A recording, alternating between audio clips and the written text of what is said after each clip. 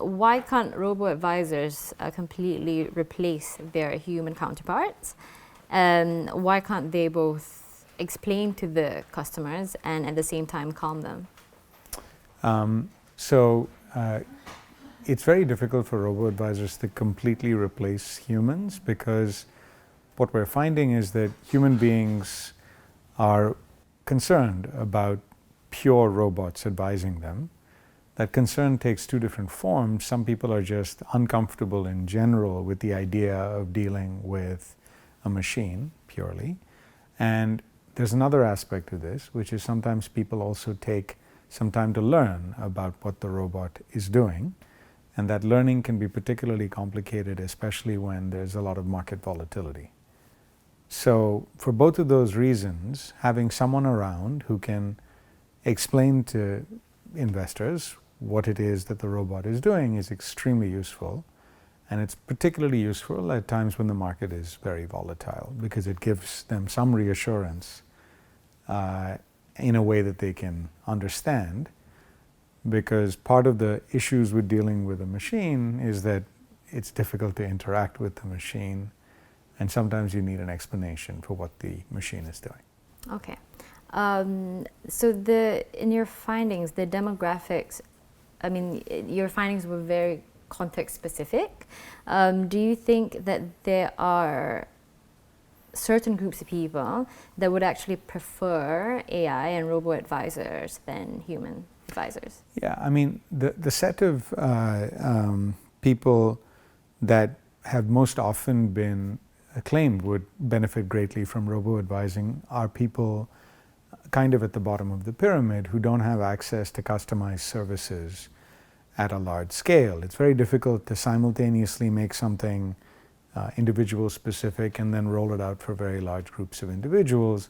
And also the promise of robo-advising is that it's supposed to be a way to democratize the types of services that are available to very wealthy people at a lower price point. What we're finding is that even when you look at a group of fairly wealthy people who have been around for a while, they still have big problems dealing with a pure robo advising solution. Problems in the sense that they require some human intervention in order for them to be comfortable.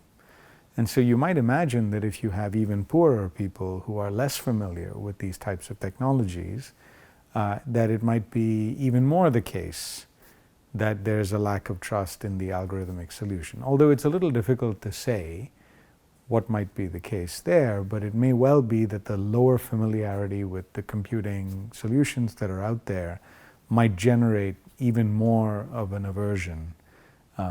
Although, of course, more research will need to be done for us to be able to confirm that. Okay. And the last one is the skill set of financial advisors.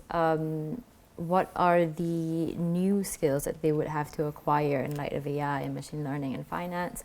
And what are the current skill sets that are now highly regarded that would be obsolete in the future? It's interesting that in many programs, including the one that I teach on, we tend to emphasize the kind of harder skills of learning what the models are doing and being able to do more quantitative work. And it's not as though that demand is going to go down necessarily, because if you really want to explain to people what the machine is doing, you need to have some familiarity with the models that the machine is putting out there. The more complicated the models, the greater your familiarity with those models needs to be. But I guess what we're discovering is that the human component is something that needs to be emphasized even more, which is it's not just that you know what the models are doing or you're able to develop those models. It's also that you now need the softer skills of being able to explain to people what those models are doing. And I think we've underemphasized that a little bit, which is it's almost like a doctor's bedside manner becomes more and more important the more complicated it is, the procedure that the doctor is doing. And I think in finance we need to learn more about how to do that in a way that reassures people.